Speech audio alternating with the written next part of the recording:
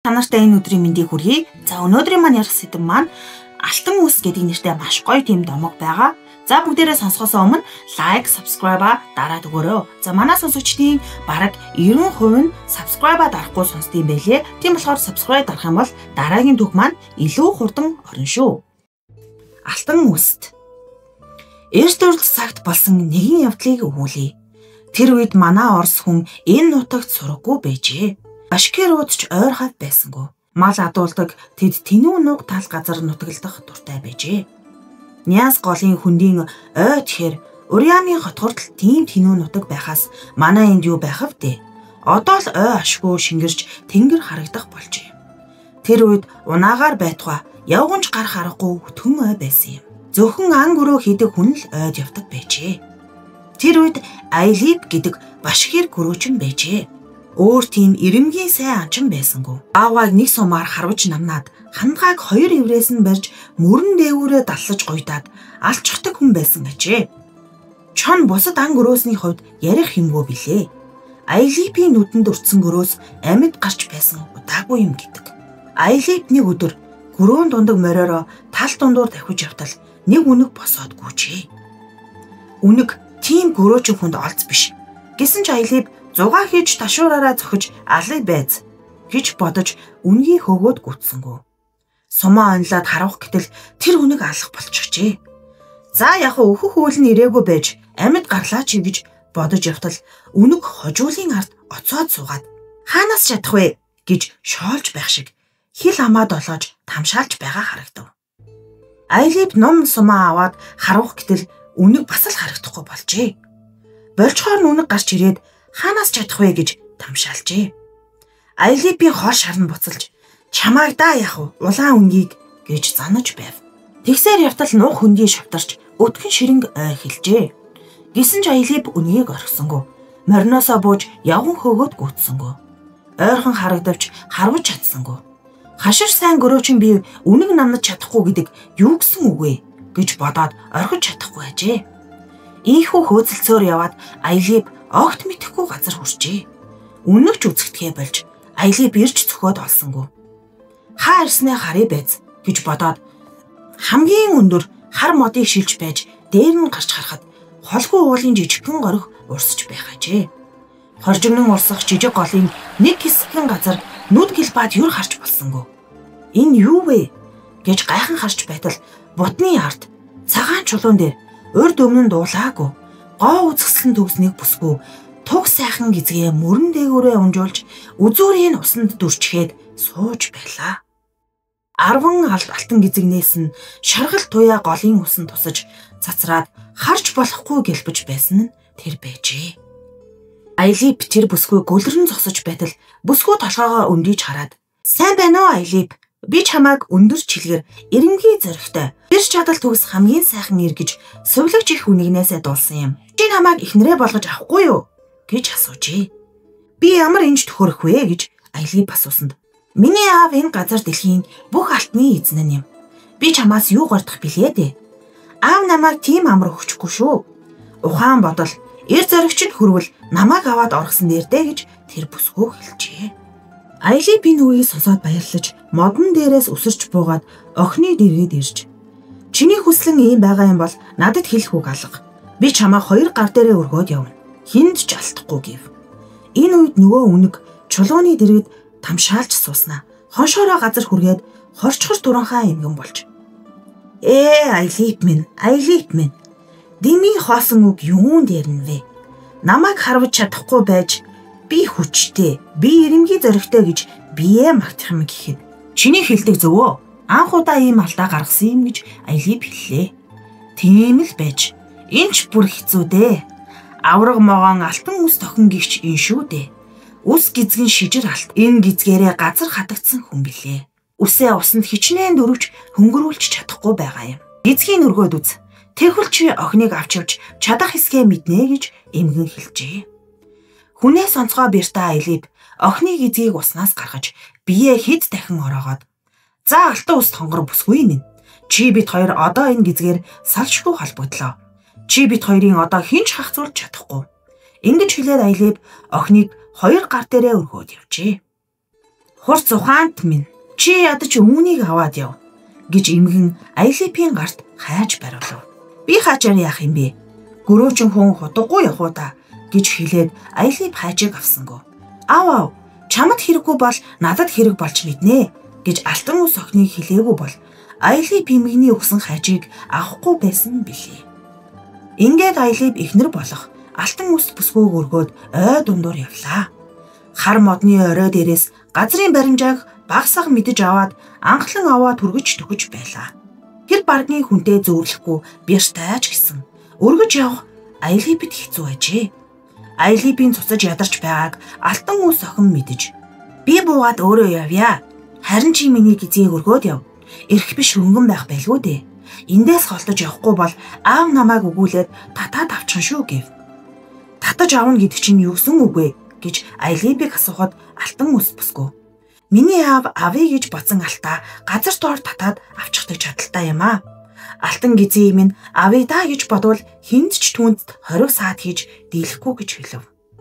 Ахыг нь харъя л даа гэж Айлипийг хэлэхэд бүсгүй инээмсэглэн байжээ. Тэр хоёр ингэж ярилцаад ой дундуур явж байлаа. Эндээс бушуухан холдоод явах юмсан. Тэгвэл аавын чадал хүрэхгүй болж мэднэ гэж алтан ус охин яаруулж явлаа. Явж Айлип ядарч төлдөж. Энд сууж жаалхан амрыг гэв. Ногоон дээр суудал доош татаж эхэлжээ. Алтан ус охин амжиж хаачаа шүүрч аваад алтан гизгээ тас хэрхжээ. Тэгтэл Айлипийн бүслэхийгээрээ ороосон алтан гизэг газар доор орж хүү газар чирдэж амьд үлдээд охин ор бараагүй алга болж. Айлип нүхнээс гарч юу гэж болох нь вэ? Эхнэр хүүхнийг минь гараас булаагаад авчихдаг. Чи хэн бэ? Надад ичхүүртэй хэрэг болно. Яагаад ч ийм байж таарахгүй. Өгсөн ч амьд ч би тэр бүсгүйг заавал олно гэж боджээ. Тэгээд охины сууж байсан газрыг ухаж эхэлж. Нэг өдөр ухаж, хоёр өдөр ухаж олдох янзгүй ажээ. Айлип хэдий бэртаач гэсэн. Зүүсэн худаг, өмссөн малгаанаас өөр ямар ч багчгүй.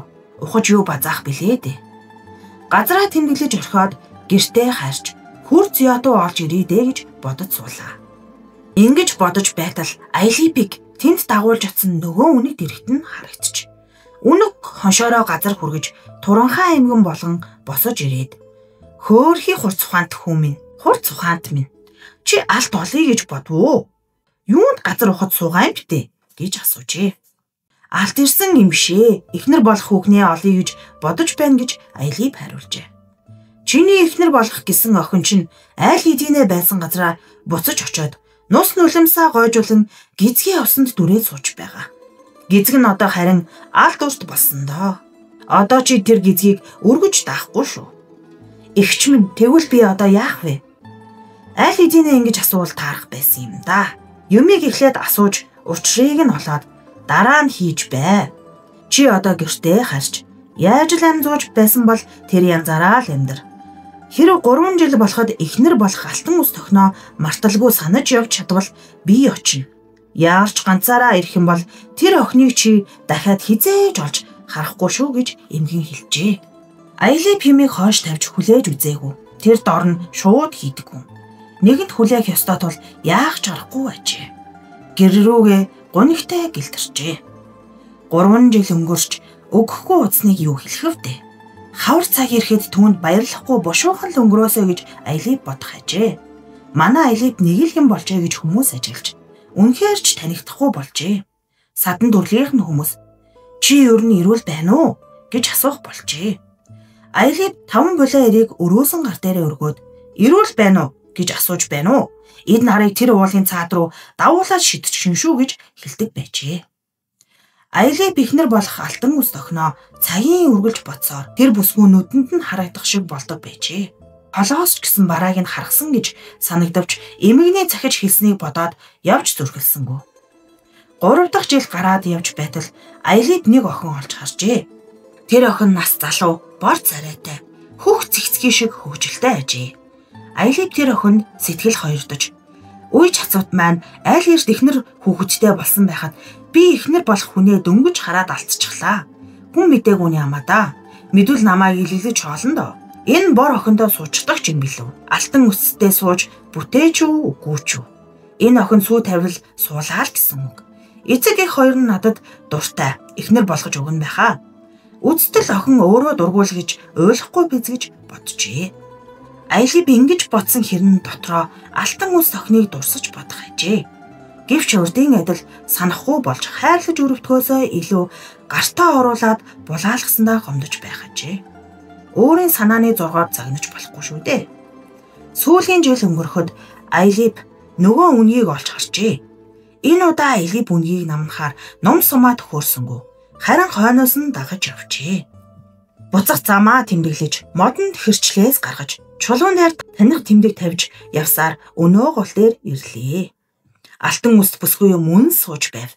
Гизг нь 2 дахин урт болсон харагдана. Айлиб охины дэргэд ирж мэхийн яслаад "Миний хонгор хайрт минь, алтан үст минь, сайн байна уу?" гэж мэдлэхэд "Сайн байна уу Айлиб минь" гэж охин хариу мэдлээд "Миний гизгийг урт болж гэж битгий буцна тусаарай.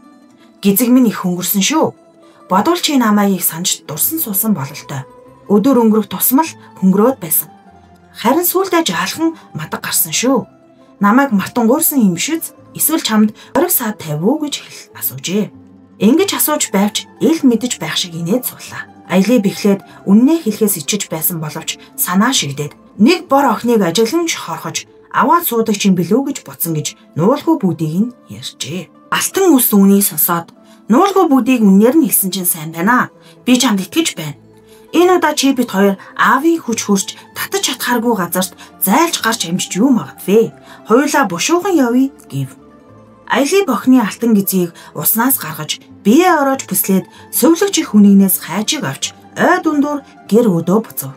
Айлиб буцах замаа тэмдэглэсэн учраас газар хамар төхөж шүн болтол ийм тэмгүй явлаа.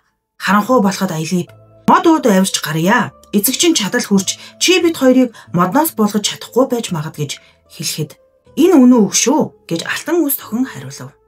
Ос дээсээр хөлсөн юм шиг алтан гизгээр холбоодоо тэр хоёр яаж мод өөд зэрэг авирч гарах вэ? "Би гизгээ тарий.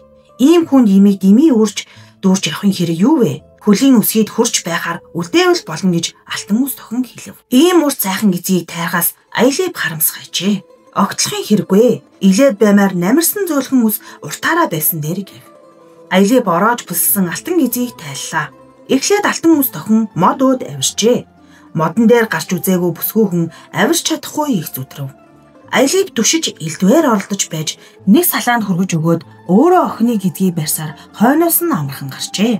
Модны салаа дамжин авирсаар шигүү салаасан газар хурж хоноглохоор боллоо. Энд сууж үүр цайлгая да гэж Айлиб хэлээд үүрэглэж унахаас болгоомжлон гизгээр нь модноос ууж эхлэв. Дангинтал хүлчгээд "Одоо ч унахааргүй боллоо доо. Чи жаалхан унтаж амар. Би харуулт гарыг. Үүр гэгээр мэгц чамайг сэрэн" гэж сайрхав. Төдхөн алтан үс охин унтаж хоцорчээ. Айлибч бас үүрэглэж эхлэв. Нойроо хүрээд болохгүй болохоор нүдээ нухаж, толгоогоо сэгсрвж толгоо нь өөрийн ирэхгүй унжаад ирэхжээ. Тэр модны хажуудах модон дээр шар шувуу бөөвийн суугаад сэрэмжтэй байгаараа гэхэд л хөө гэж сандчин хашгирч байлаа. Гэвч Айлиб эс мэдэн хурхирч морой унаж гэрийнхээ гадаа ирэхэд алтан үст эхнэр нь тосоод гарч ирлээ гэж зүүдлээд унтж байв. Алтан үст хүүхэн бүхнээс гойд сайхан, ялдамхан харагдах бөгөөд гизг нь амьд алтан могоо мөрөлцөх шиг харагдахжээ.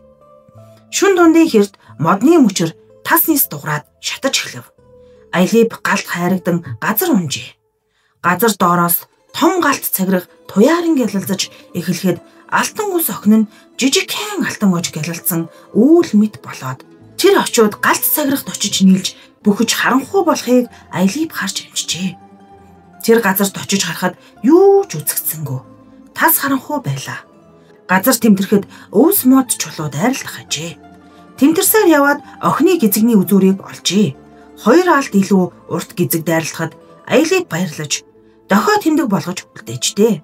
Эцгийнх нь хүч хөрч алтан гизгийг татаж авч чадхааргүй байж мэтгэл юм байна гэж боджээ.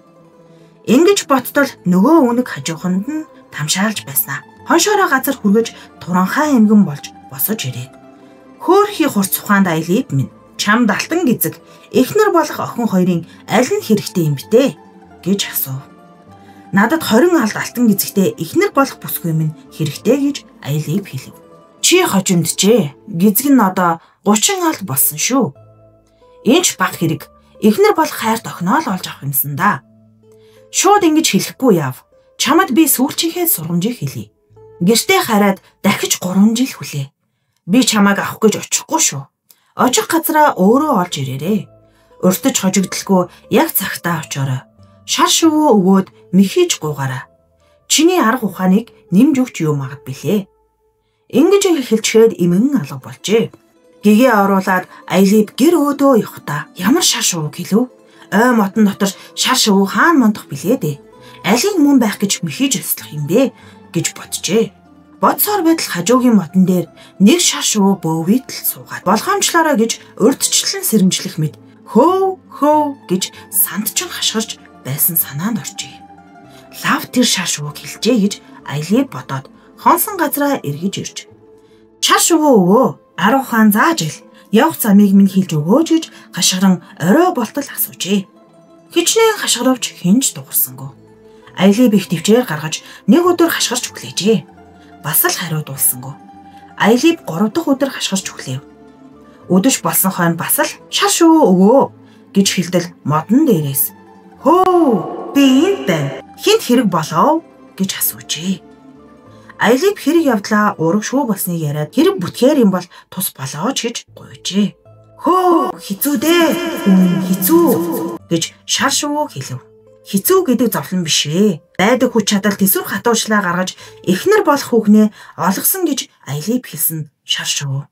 Тэгвэл чамд зам зааж өгье. Сонсож бай гэж хэлээд ийм өгүүлв. Энэ нутгийн авраг могоо их чадaltaй. Энтхийн бүх алтны ганц эзэн нь байгаа юм. Авъя гэсэн алтаа хинээс ч авч чадна.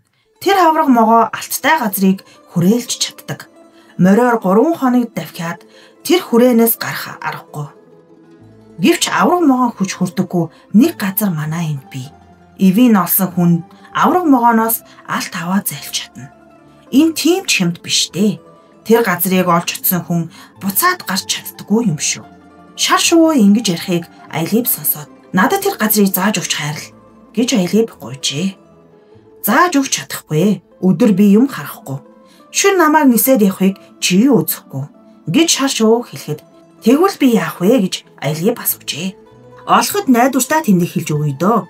Явж нуур ажигл. Голдоо жижиг кен дов шиг чулуутай нэг нуур бий. Тэр чулуу нэг талтай нарс модтой. Бусад тал нь нүцгэн. Ийм л тэмхтэй газар бий дээ. Алтыг аваад тэр чулуунд хүрсэн хүнд нуурын ёроолд орох газар нээгдэнэ. Тэр нуурын ёроолоос авраг могоо алтаа буцааж авч чадахгүй гэж шар шувуу хэлжээ. Аялип ингэж ярьсныг эрэх зүйлэн бодож итгэхгүй л нуурал байх нэ хэмээн баярлаж би тэр газрыг мэднэ гэж хашгиран хэлжээ. Гэсэн ч алдаа хийхгүй тул очиж үзээрэй гэж шар шувуу хэлв. За би очиж үзснэ гэж Аялип хэлэхэд шар шувуу авраг могооноос зайлж нуурын ёроолд нэг орвол эргэж хизээж гарч чадахгүй гэдгийг битгий мартаарай гэж нэмж хэлв. Аялип шар шувуу өвөө талархал илэрхийлээд гэр өөдөө явжээ. Төдхөн Аялип голдоо илхэн хаттай тэр нуурыг ирж олоод яаж ч гүгээд өдөртөө энэ нуурд хурж ирж чадахгүй юм байна. Мориор явах зам гаргах хэрэгтэй юм байна гэж боджээ. Тэгээд ой мод огтлон зам гаргаж эхлэв. Тэр өтгөн ой дундуур ганцаар 100 гаруй мод газар зам гаргана гэдэг амар хэрэггүй. Эцэс суцгаараа алтан үс тохиныхоо гизгийг гаргаж инхрээлийн гэлж таалахад хүч сэлбэх ажээ. Ийхүү зам гаргаж байтал жилч мэдэгдэлгүй өнгөрч арай ч үгэж зам засч амжжээ. Аялип яг тогтоосон цагт эхнэр болох хүүхнээ авахаар очжээ.